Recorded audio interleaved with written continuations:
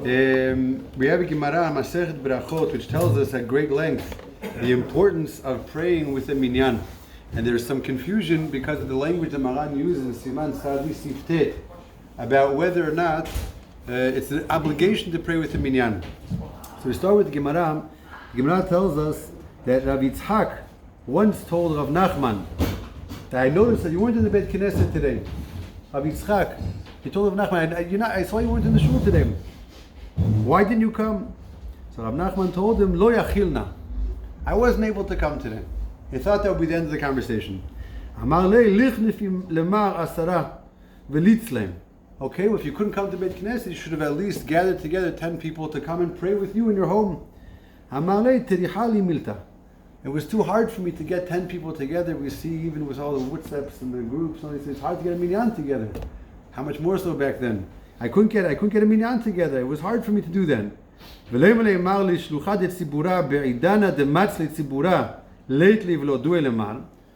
Yitzchak did not let up. He said you should have at least made contact with the Gabbai Beit Knesset, and he could have told you when they're going to start praying in the Beit Knesset, and you could have at least timed your tefillah to coincide with the tefillah of the Beit Knesset. At this point, Rav Nachman turns to Rabbi Yitzchak and he says, "My kulehai, what is the big deal? It's not like I didn't pray. I didn't coordinate my tefillah with the Beit Knesset. I didn't gather minyan with me. I didn't go. But we have an obligation of tefillah, so I prayed." Amar le de Amar Rabbi Yochanan mishum Rabbi Shimon bar Yochai, Mai dichtiv va'ani tefilati lecha Adonai et ratzon. When is it considered et ratzon? Ematai et ratzon b'sha'ah she'atzibur mitpalelim. The definition of an et ratzon, of an auspicious time for tefillah, is when the kila is getting together to pray. When there is a tzibur, a minyan, 10 people or more getting together for a tefillah. And the Gemara goes on to say that Kadosh Baruch Hu never is mo'es. He never rejects the tefillah of a tzibur.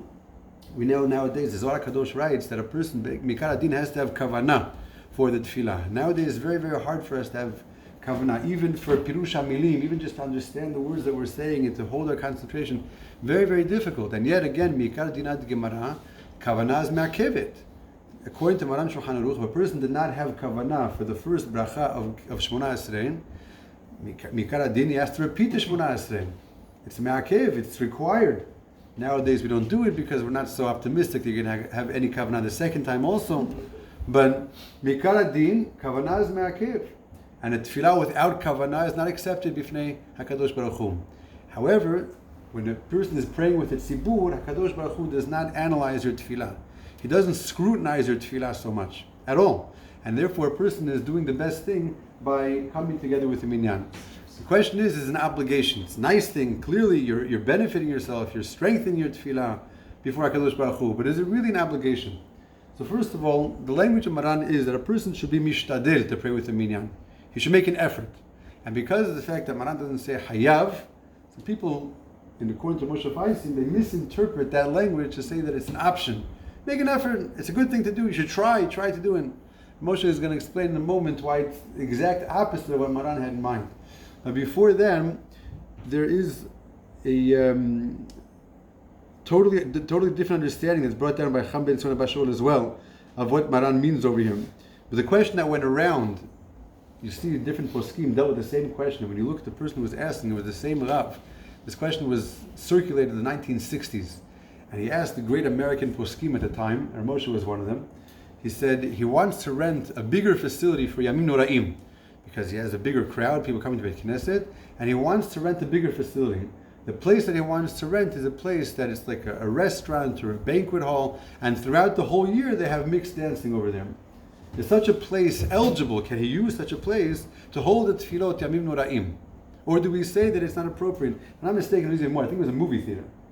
It was something that they had something like a movie theater. He wanted to rent a movie theater. It's a nice, spacious venue. Can he rent a movie theater for tefillot Yamim Noraim? So Moshe, in that shuvah, he proves that a person's makom tefillah is mashpia on the tefillah.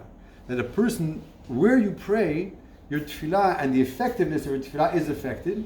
And he says, no, you may not. You may not rent a place that is used for things that go against HaKadosh Baruch Hu's will, against the mitzvot, against the Torah, because that'll negatively affect your tefillah. And what relates back to us, you may not do things You're not let's just pray in an environment that are going to negatively affect your tefillah. You're obligated to pray in the best place possible, in the place that's most mesugal. And including that, he says is praying with a minyan. So what does Maran mean when he says yishtadel? A person should make an effort.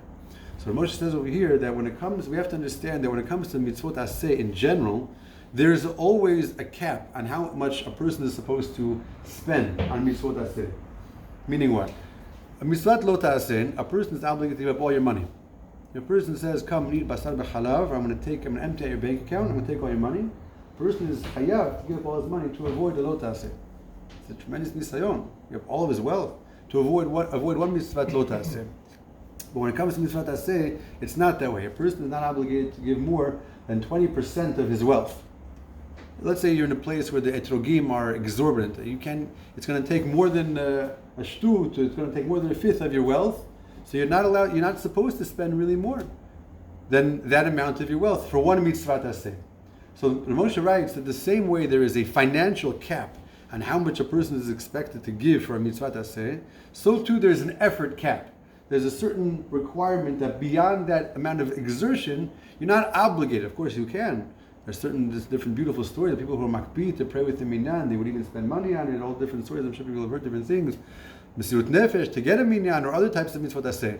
But Moshe says that your person is not required to go past a certain amount of physical exertion to get a minyan. Now what's considered physical exertion? So the Gemara tells us in Masechet Pesachim, if a person is traveling, and there's going to be a minyan within a certain amount of distance between him and his destination, he's not allowed to pray until he gets to his destination. Because what are you praying now? You're going to have a minyan in a short while, right? Within 4 mil. How about going backwards? That's already inconvenient. That's losing time. So a person is not obligated to go back more than 1 mil to get a minyan. So that amount of physical exertion we see from the Gemara, that's the cap. So too nowadays, the poskim write that a person is not obligated to go find a minyan if it's going to be more than 18 minutes travel. Now 18 minutes travel in those days usually meant walking. The poskim write that nowadays there's a minyan within 18 minutes of where you are, and a person is supposed to try to attend such a minyan. That's what it means yishtadil. A person is, there are all many different types of conflicts. A person is really, like we see in the Gemara of Nachman himself, he says, lo yachilna. Not that he was ill, as she points out, he wasn't ill, but he was sapped of his strength. He wasn't able to. That's what he said. He didn't say I was sick. He's saying I'm not able to.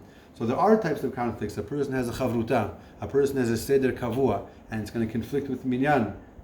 Poskim deal with that. It's really a case-by-case basis. Depends what are his other opportunities to pray, his other opportunities to study. Again, it's a case-by-case. You find these sheilot in different places of Masoret Moshe, which is a certain sefer, was written by Moshe Feinstein's grandson, these types of questions. But the idea is that a person really is obligated, not like the simple understanding of Maran, make just a simple effort. No, a person is supposed to make an effort to pray with the minyan. Why? Because if you do so, your tefillah will not be scrutinized. It will be accepted as part of the Et Ratzon. Mashenkin, if a person does not pray with the minyan, then it's a very scary thing, because a person will have his tefillah scrutinized. It's not chas v'shalom to say that a person should not pray if he can't pray with the minyan. It's just really to give us a little bit of motivation to make the extra effort to attend the minyan if there is one available.